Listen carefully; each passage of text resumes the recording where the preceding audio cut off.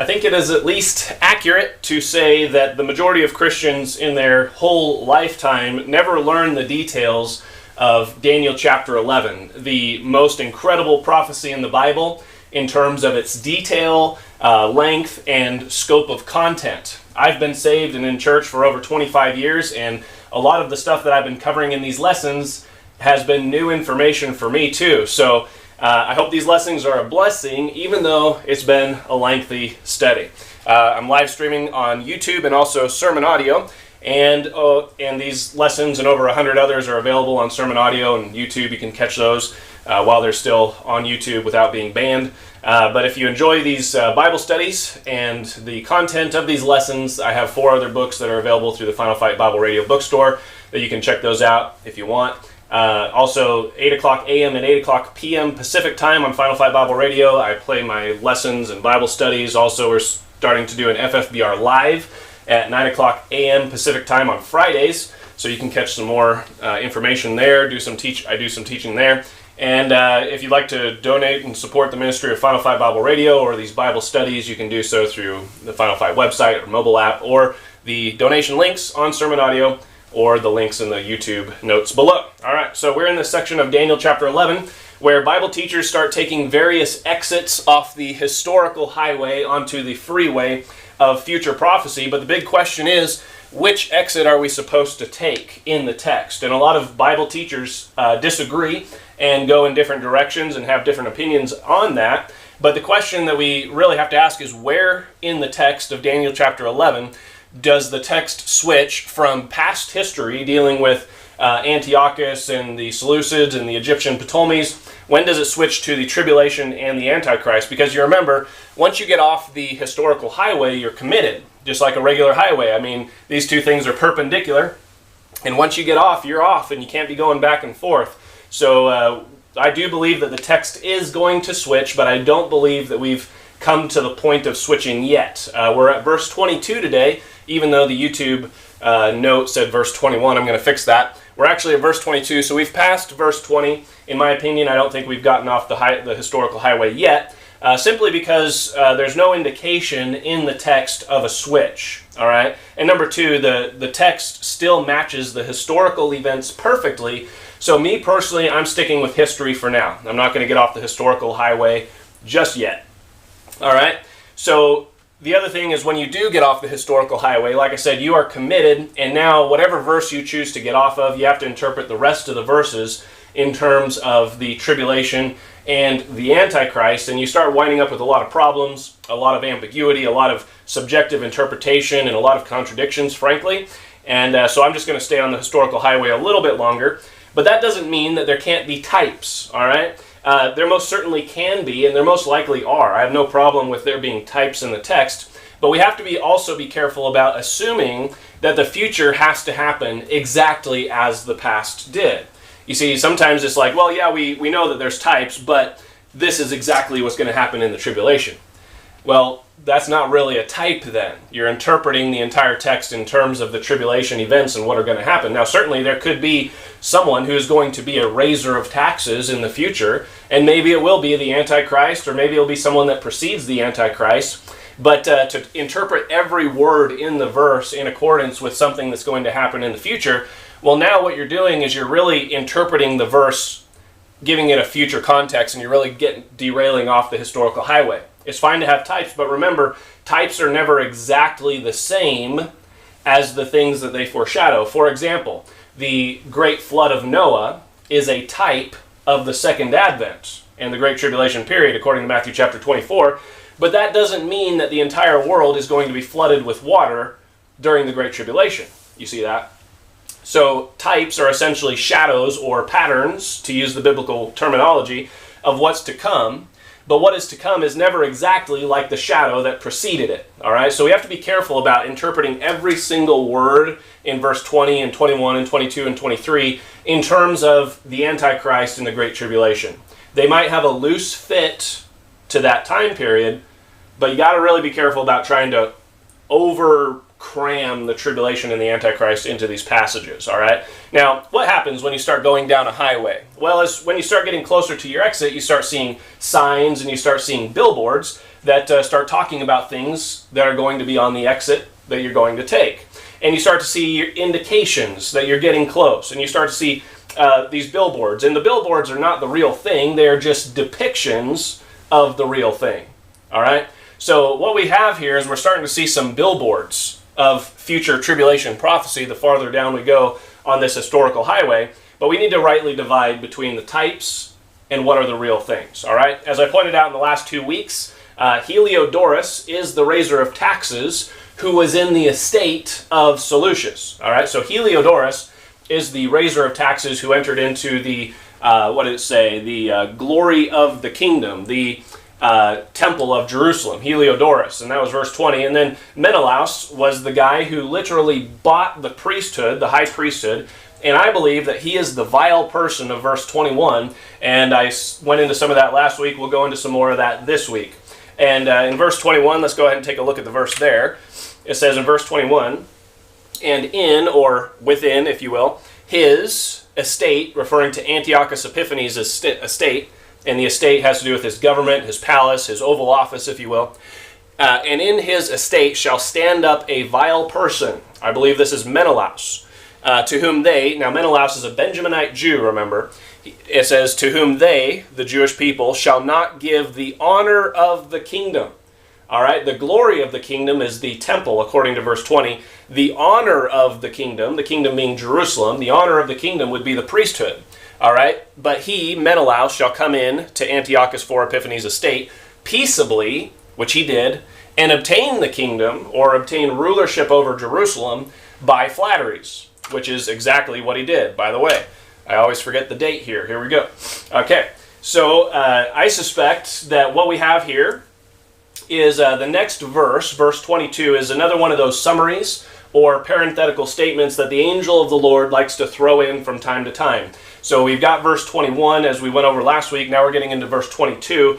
But verse 22 seems to be a summary, because one of the indications that we're dealing with the summary is when the text goes out of chronological order, which seems to be happening in this next verse, verse 22. It says, and with the arms, which is a military force, with the arms of a flood, which is a metaphor in the Bible for an army, shall they, referring to the Jews, be overflown from before him. And I believe that's talking about Menelaus, and I'll give you the history here in a little bit why I think that. And besides, he was the subject of verse 21. And the Jewish people shall be broken. All right? So this all is going to happen exactly like it said. Menelaus is going to come in and is going to overthrow his own people. But that doesn't happen until later, until after verse 30. So we have this interjectory statement here in verse 22 that doesn't happen until later in the text. And we've already seen some of that type of thing earlier in the chapter, where the angel of the Lord kind of throws in like a, hey, FYI, here's a summary. And here's kind of what I think is happening, because in verse 21 and 22 we have an introduction of Menelaus, and then the angel kind of gives a summary of what he's going to do, even though it hasn't happened yet in the timeline. And then in verse 23 through 24 we have the introduction, the official introduction of Antiochus IV Epiphanes, and then there's a summary of what he does. And then in verse 25 through 27 we have the introduction of Ptolemy VI Philometor, and then there's a summary of what he does. So these next verses are going to be kind of complicated, and I'm going to do my best to explain them, but there's a little bit of timeline jumping around that happens here. And I'm not trying to distort the text in any way. It's just that the events of the next few verses seem to be out of chronological order as far as the history goes. The history matches, it's just the record that we have of history is a little bit out of chronological order as we see in the text. So my options are, number one, to assume that all the historians that wrote about this got it wrong, which is kind of a tough claim to make. Number two, I could conclude that the angel of the Lord got the events right, but he just messed up on the chronological order. And I don't believe that. Number three, I could conclude that, hey, this is not past history, this is future tribulation prophecy, and that's why the details are a little bit off. And I think that's why sometimes some Bible teachers go that direction, is because they recognize that these events don't seem to be in the right order. So therefore, rather than going with history, we're going to go with future prophecy. That's one of the reasons why they do that. And then the other option is I could leave the events as historical events that happened exactly as, the details are given.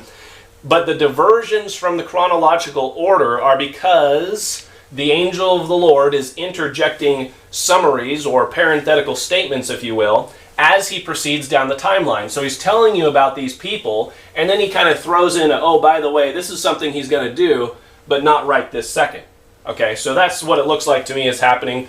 And part of the reason is because, number one, we've already seen this happen earlier in the text. I think it's been at least twice this type of thing has already happened. And furthermore, this is also a normal way of speaking. I mean, you read through the Pauline epistles, and Paul does this too. He'll be going along saying something, and then he'll go off on a rabbit trail, as we say, or a tangent, and then he'll come back to his point later on in the text. So we see that in different places in the Bible. And furthermore, do you ever do that? I mean, it's a normal way of speaking. We all do that. I do that sometimes. Sometimes I'll be telling a story, but midway through the story, I'll relate a detail, and then I'll think, oh, well, this story isn't going to really make a whole lot of sense unless I tell you about this. So I'll kind of go over here and I'll give you this little detail of something that you need to know for the story, and then I'll come back to the story and tell you the rest of the story. You see, that's fine, when you're having a conversation with someone, because you can pick up on the intonations and the mannerisms that indicate when someone's going off on a tangent. But it is a little bit harder when you're reading a text and someone goes off on a tangent, which is kind of what's happening here. It just seems like that's the way the angel of the Lord is communicating, and that's fine. I don't have a problem with that. That's how people speak. So I don't have a problem if that's how the angel of the Lord did it too. God doesn't have to write it super extremely plain so that you get every single thing that he's trying to say. As we know, God wants you to study the Word of God. And furthermore, you know that the Lord didn't write this chapter like that because of all the pronouns that he gave that go flip-flapping back and forth, and you don't know which guy he's talking about unless you study. Okay, so I don't have a problem with the angel of the Lord speaking in such a way that it's not super easy to understand, because that's how this whole chapter's been, frankly. All right, so anyway, it seems like the angel of the Lord is interjecting a summary or an FYI or a, hey, by the way, this is what this guy's going to do here in verse 22. Because verse 22 is what Menelaus is going to do here shortly, but not yet, okay? So at this point, now let's jump back into the history of what happened. Recall that Onias III was the high priest of Jerusalem, and he was a very godly man, and Simon the Benjaminite had tried to oust him through a plot and violence, but he failed. And then Jason, the brother of Onias III, successfully replaced his brother by buying the priesthood out from under Onias. He bought it from Antiochus IV, and Jason literally bought the position of high priest in Jerusalem, if you can imagine that. I mean, you think about the book of Exodus and Leviticus and all that stuff about the high priesthood. It's never supposed to be bought, for crying out loud, but that's exactly what happened.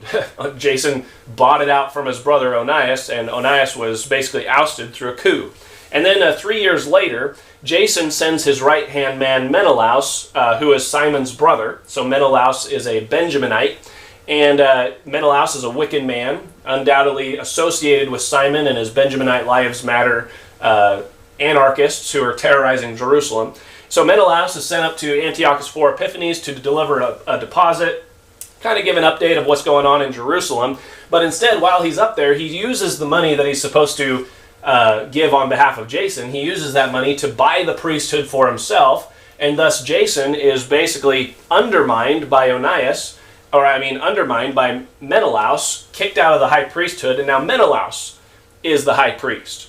2 Maccabees 4:26 puts it this way. It says, "Then Jason, who had undermined his own brother," which would be Onias III, "being undermined by another, Menelaus, was compelled to flee into the country of the Ammonites." All right, so Menelaus now has the priesthood, but Menelaus is a Benjaminite, and he is not a Levite.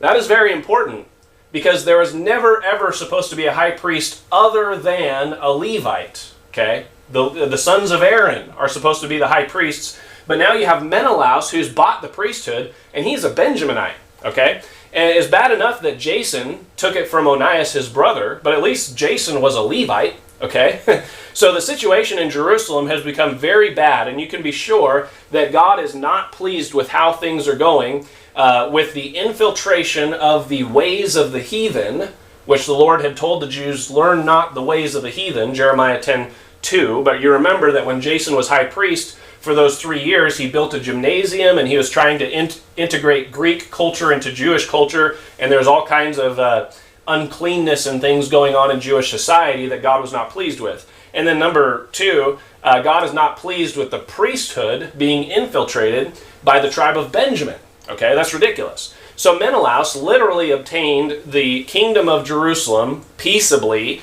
and with flatteries. He literally flattered Antiochus IV in order to gain the priesthood, and we went over that last week. He truly is a vile person. Vile person. I mean, I know a lot of times we want to make the vile person out to be Antiochus, and he is a vile person, but so is Menelaus. And in terms of what Menelaus does and did, honestly, Menelaus is probably more of a vile person than Antiochus, truthfully. All right? And Menelaus gets even more vile as the story progresses. So Menelaus goes to Jerusalem, and he's now in charge of the city through his position as high priest. But before long, we have a guy named Sostratus. He's the king's accountant, that does all his QuickBooks. And he's up in Syria, and he starts asking questions about Menelaus. He says, hey, King Menelaus, he said he paid you this money, and he said when he got back to Jerusalem, he was going to pay you another, 150 talents, and that money hasn't come in yet. He hasn't sent the money. And so he basically sends messengers down to Menelaus saying, hey, where's this money that you promised to pay once you became high priest? Now, Menelaus, he's not very punctual, he's not very organized, he's your typical low IQ criminal who's only interested in being rich, doing what he wants, and maintaining his position. So he forgot to pay the bill that he was supposed to pay. So when he finds out about this, he basically grabs a bunch of money from the temple, and he leaves his brother Lysimachus in charge of the temple, and Menelaus goes back up to Antioch in order to pay off his bill. However, while he's heading up here, there was an insurrection in a different part of Antiochus's kingdom. The timing is interesting. There's an insurrection in a different part of his kingdom, so when Menelaus shows up to town, King Antiochus is not there. And Antiochus has left his kingdom left in charge a guy named Andronicus. He's basically running things in Antioch while Antiochus is out of town. Sorry for the confusion, it's just with these names. So what happens is Menelaus, he takes advantage of this situation, and he decides to bribe Andronicus and settle his bill for less than what he had promised.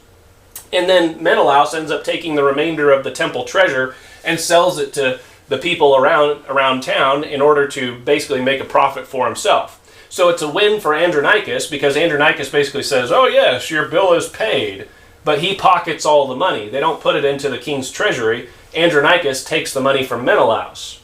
But Andronicus marks off the bill as paid, and it's a win for Menelaus because he pocketed some money himself by selling the temple treasure to the heathen around town.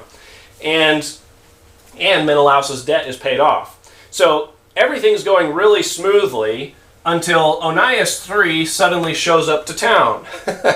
And he's right behind Menelaus, and he shows up, and he rebukes Menelaus for stealing items out of God's holy temple to increase his own personal wealth. And Onias III tells Menelaus that he is going to report his activities to Antiochus as soon as he gets back into town. So Menelaus, as high priest, he's a force to be reckoned with. He is the high priest. So during this time, Onias rebukes Menelaus, and then he flees to a position of safety in a tower while he's waiting for Antiochus Epiphanes to come back into town. Now, Menelaus knows that if Antiochus finds out about what he did, he will lose the priesthood, and he might even be executed. So he gets together with Andronicus and lets him know that, hey, we're both dead meat if we don't do something about Onias.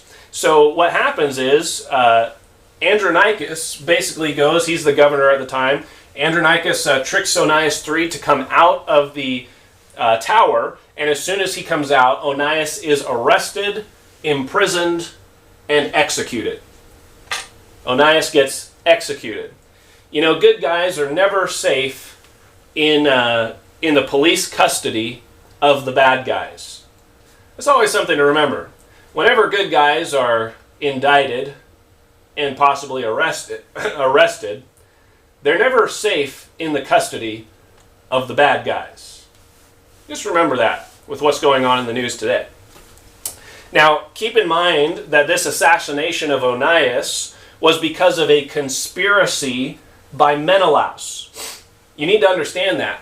Onias is the rightful high priest, and he was conspired against and assassinated by Menelaus at the hand of Andronicus. I mean, Menelaus is a truly vile person. He stole the priesthood and then killed the high priest. He's a wicked man. Both Jews and Grecians heard about what had happened, and they're furious over such a blatant injustice and this murder of a godly, innocent man. So when Antiochus returns into town, he's informed about what happened, and he's informed about Andronicus and the deed that he did. And the historical account that's given in 2 Maccabees says this: therefore, Antiochus was heartily sorry. All right, now remember, we always want to paint Antiochus with this brush of some wicked, wicked man. And indeed, he does some wicked things later on, but when he's king at this time, he doesn't have a problem with the Jewish people. They're just subjects like anybody else in his kingdom. And he's just trying to maintain law and order in his own kingdom and trying to figure out how to be king because he's not used to it, as I've told you. So it says that Antiochus, when he heard about this injustice, this murder of an innocent man, he was very sorry. And it says he was moved to pity, and he wept because of the sober and modest behavior of him that was dead, being Onias III. And being kindled with anger, forthwith he took away Andronicus his purple, and rent off his clothes, and leading him through the whole city unto that very place where he had committed impiety against Onias, there slew he the cursed murderer. So Andronicus gets killed, the guy that Antiochus had left in charge. Thus the Lord rewarded Andronicus his punishment as he had deserved. Now, interestingly enough, evidently Antiochus never knew about Menelaus's involvement in the conspiracy. So Menelaus is triple off the hook in that the records show that his debt is settled. I mean, that's what the records show. Onias III is now dead and can no longer cause Menelaus any trouble. And Andronicus, the only other person who knew about this conspiracy, is now dead. So Menelaus, he's pretty lucky. He's feeling pretty good. But then things blow up in his face when the headline the next morning says, another January 6th insurrection breaks out in Jerusalem. And he reads the article a little farther and he finds out that the Jews, remember his brother Lysimachus, I didn't print out a name here, but Menelaus' brother Lysimachus has been left in charge of the temple while Menelaus is gone. And Lysimachus was caught stealing money out of the temple.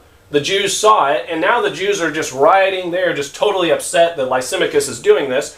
And there's a massive protest in the city. And in response, Lysimachus ordered a SWAT team of 3,000 officers to attack the people.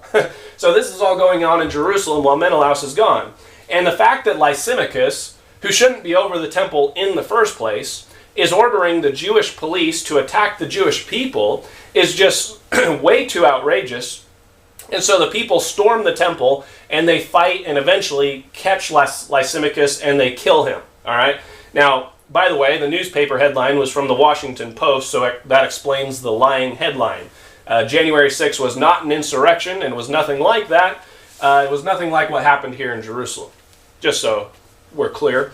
But as the news of this uproar in Jerusalem starts reaching Antioch and it begins to be widely publicized, all of a sudden 3 whistleblowers, probably from Project Veritas, show up into Antioch with documented evidence that accuses Menelaus as really being the primary cause for all this chaos going down in Jerusalem, which he is. And Menelaus is then summoned to the palace to give an answer for the insurrection, and Menelaus knows that he's in trouble. Fortunately, though, it just so happened that once again, just as Menelaus is about to get caught, Antiochus gets called away again for other business elsewhere in his kingdom. And so Menelaus, again, takes this opportunity to bribe the guy that Antiochus put in charge, a friend of Antiochus, he bribes him and basically says, hey, I'll give you all this money if you put a good word in for me when the king gets back. Just tell him that I'm a good man. So Antiochus comes back into town, and he's, supposed to deal with the court date of Menelaus. And in the meantime, this friend of Antiochus comes up to him in the palace, and he says, hey, this Menelaus guy, he's actually a really good man. As a matter of fact, I fact-checked the claims of those whistleblowers, and it turns out that the whistleblowers were actually the ones who were lying. So what ends up happening is the king believes his friend, and he ends up having the three whistleblowers executed. And then guess what happens next? The history of what's happening here is just very profound and very interesting in its parallels. What happens next after these whistleblowers who are trying to basically tell on Menelaus and expose what he was doing, the whistleblowers end up getting killed because the king is given false information. And then the FBI, the ancient Seleucid FBI, if you will, started tracking down and arresting the insurrectionists in Jerusalem, the people who were the insurrectionists, and they started labeling anyone who questioned the official narrative as given by Menelaus. Anybody who questioned his official narrative were labeled as terrorists. Go ahead and read 2 Maccabees for yourself. That's basically what happened in so many words. I'm just kind of summarizing things, but yeah, the people that rebelled against Lysimachus and killed him in the temple, and Lysimachus was completely out of line, but the people attacked him. Now they're labeled as terrorists and being investigated. All right, so things are getting bad in Jerusalem, and all of the things that are happening here are building up to the desolation that's going to be happening here in just a few verses. All right, so the author of 2 Maccabees concludes this entire scene by saying this, and so through the covetousness of them that were of power, Menelaus remained still in authority, increasing in malice, and being a great traitor to the citizens. All right, so here we get verse 22 and the fulfillment of the text. And with the arms or the military force of a flood, an army, shall they, the Jews, be overflown from before him, Menelaus, and the Jewish people shall be broken. Okay, meaning they're abused, they're oppressed, they're killed. Yea, also, another one that's going to be broken is the prince of the covenant. All right, so a couple things to point out here. The first verse of the first half of the verse is going to be fulfilled more and more over time as Menelaus' persecution of his own people increases and becomes worse and worse. And the second thing I want to point out there is that word overflown. That's a term that relates to a flood of water, overflowing and destroying something. And so the imagery is like a huge deluge coming in and washing a building off of its foundations. All right, like an army coming in and overflowing. It's similar to the word overthrown, but it's the word overflown because the metaphor of water is being used here. And this flood or this overflowing is an allegory or a metaphor for an army just swarming in and coming across the city. There's no literal water gushing into the city and drowning people. That's not what's going on here. And I don't believe that's the interpretation of Revelation 13 either, by the way. In both instances, what's happening is an authority figure is giving a command to an army to charge into a city and wreak havoc on the inhabitants, and God likens it to a raging flood that comes in and destroys everything in its path and leaves devastation in its wake. Okay, so that's the imagery that's being used. All right, the third thing that you should see is that the Prince of the Covenant is a phrase that only appears here this one time in the Bible, and by all indications, it is a reference to the high priest. If it said the Prince of the Kingdom, then we would assume that it's referring to like a Judean king or something like that. But the thing is, Israel doesn't have a king at this time. The closest thing that Israel has to a king, or the highest office in the land, is that of high priest. All right, so the rulership of the high priest pertains to the religion of the Jews. All right, so the Prince of the Covenant, what is that talking about? Well, the covenant, is kind of like an umbrella term, if you will, that can include, maybe it's talking about the Ark of the Covenant, the Ten Commandments, referred to as the covenant, the Ark of the Ten Commandments, the Ark of the Covenant. So who is this Prince of the Covenant? What does that even mean? Well, the covenant can also refer to the law of Moses. It can refer to circumcision, the covenant between Abraham and God and the Jewish people. It can also be the agreement, the covenant that Israel would be God's people and that God would be Israel's God. All right, so the Prince of the Covenant, what does that mean? Well, when it comes to covenant, the best word that encapsulates all the things that is included in that word covenant would be basically the word religion, if that helps you to understand it. And the prince, or the ruler, the leader of the religion, is the high priest. Therefore, the prince of the covenant is the high priest of the religion, you see. In other words, it's the high priest of Jerusalem, the prince of the religion, the high priest. Okay. Anyway, Menelaus stole the honor of the kingdom. He stole the position of high priest from Onias III, but because it wasn't obtained lawfully as far as God is concerned, Onias III is really the true prince of the covenant, even if he had lost his priesthood through a stolen election. All right, so what you have here is basically this. And with the arms, or the military force of a flood, an army, they, the Jews, shall be overflown from before him, Menelaus, and the Jewish people shall be broken. They'll be abused and oppressed and killed. Yea, also the prince, which was Onias III, of the covenant, the Jewish covenant, or the Jewish religion, the prince of the religion, the high priest, Onias III, shall be broken also. He'll be killed. Okay, it says, yea, also, referring to the broken. So Onias III, he's also broken. He's killed. All right, so when it says, yea, also the prince of the covenant, that's not referring to the Antichrist. Or some 7-year peace deal that the Antichrist breaks in the middle of the deal. It's not referring to that at all. It's referring to Onias III, who was killed. He was the prince of the religion. He was the high priest, the prince of the covenant. He was killed by Menelaus. He was broken. All right? He's dead, exactly like the text said. All right? So that ends, and again, the history still matches perfectly if you make Menelaus the vile person in verse 21 and Onias III, the prince of the covenant, in verse 22. All right, so that ends the summary of Menelaus, and now we're back on track with the timeline in verse 23. All right, and after the league made with him, he shall work deceitfully, for he shall come up and shall become strong with a small people. All right, now the text mentions Antiochus IV Epiphanes specifically. All right, he was only alluded to in verse 21 when it said, in his estate, referring to Antiochus. But now, Antiochus IV Epiphanes comes into the text very directly. It's referring to him specifically. So let's break it down. We're almost done here. The league is an alliance or a partnership or a mutual cooperation between Menelaus and Antiochus IV. Okay? It's important to note that the league in verse 23 has nothing to do with the word covenant in verse 22. League and covenant are two separate things. In Daniel 11, the league is not the covenant, and the covenant is not the league. Sometimes Bible teachers make those two things synonymous, and they're the same thing, and try to interpret the text that way, but that's incorrect. The covenant is not the league. Those are two separate things that you can't confuse. They're not connected at all. And if you leave those two words separate, the text will make perfect sense and will fit the historical events perfectly. However, you have Clarence Larkin, he interprets the league here in verse 23 as a political agreement between Antiochus IV and King Eumenes II of Pergamum. And but the problem with that would just have zero to do with anything that we're talking about in the context.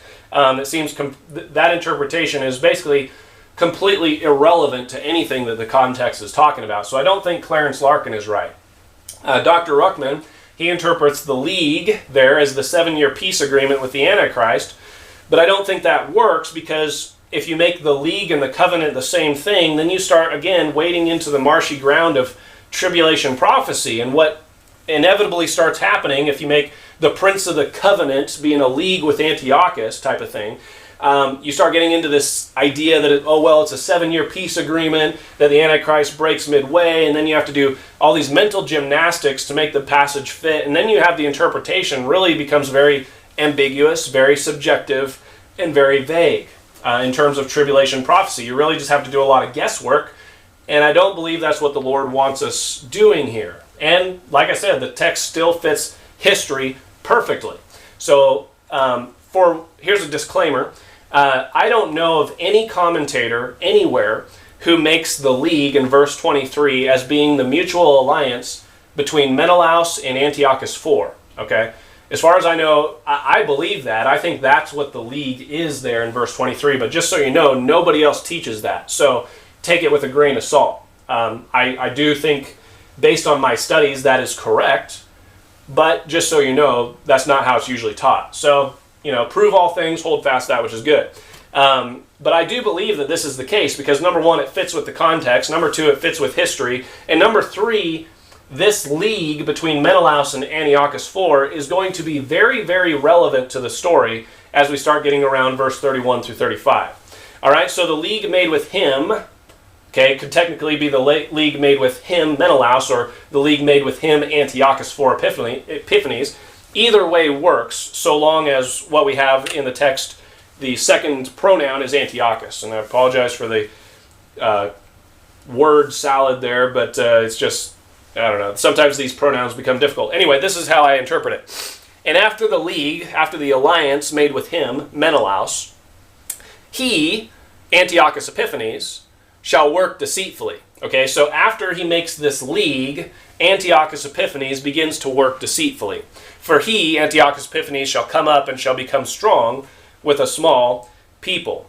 All right, so I'm going to basically wrap up here because this next section becomes somewhat complicated, kind of like verses 13 through 15 was back when we were there. I'm going to do my best to keep the text as intact and as literal as possible, but admittedly this next section is going to kind of throw us for a little bit of a loop because what we're going to get into in the next verses is Antiochus IV's expeditions into Egypt. Basically, we're going back to this whole thing of the king of the north versus the king of the south. And part of the complication of this next portion is due to the conflicting accounts of what happens historically. I've researched Antiochus IV's military excursions into Egypt in Josephus's Antiquity of the Jews, Usher's The Annals of the World, the Encyclopedia Britannica, Wikipedia, 1st Maccabees, 2nd Maccabees, Larkin's commentary on the book of Daniel, and none of them match perfectly. Okay, so this next portion of history is kind of convoluted. One source will mention a few details and leave a few details out. Another source will mention other details but leave the first details out. One source will have the order of events as A, B, C, D, and then another source will have the order of events as B, A, D, C. So most accounts have Antiochus is going to enter into Egypt militarily twice. Usher has Antiochus going into Egypt 4 times, and the Bible seems to indicate that he has 3 attacks on Egypt. So if in these next verses, I'm not going to cover them today, but in verses 23 through 27, I come across a little wishy-washy or not too sure of my footing, that's why. We are still, though, on far more stable footing, making these verses historical as opposed to prophetic, though. Okay? Just because the text is going to get a little bit hard and we're going to hit some turbulence, I'm going to resist the temptation to push the eject button and make all this future prophecy simply because I just don't understand something. The road is going to get a little bumpy, but I'm going to refrain from exiting onto the future freeway or the future freeway, and I'm going to stay on the historical highway a little bit longer because things will smooth out again once we get to verse 28. All right? This portion is going to get a little bit bumpy, and I think that's why Jerome, the ancient theologian back in 400 AD, he basically said, whoa, this road is getting crazy, and so he went off on the verse 24 exit. We're going to stick on the road, it's going to work, and it's going to get a lot better once we get to this portion, but you'll just have to hang in there. So I'm going to wrap up there for today. In the last couple of lessons, we've learned this. The raiser of taxes is not the Antichrist. It is Heliodorus. The vile person is not the Antichrist. It's Menelaus. The prince of the covenant is not the Antichrist. It was Onias III. And as you're going to see next week, the one who becomes strong with a small people is not the Antichrist, but rather Antiochus IV Epiphanes. 4 completely different individuals, and not one of them are the Antichrist. Perhaps they're a type of the Antichrist. Perhaps some of them are a type of the Antichrist and some of them aren't. Perhaps. Either way, They're only a type at best. They are not the Antichrist. So I hope this lesson's given you something to think about. God bless you. Have a good week.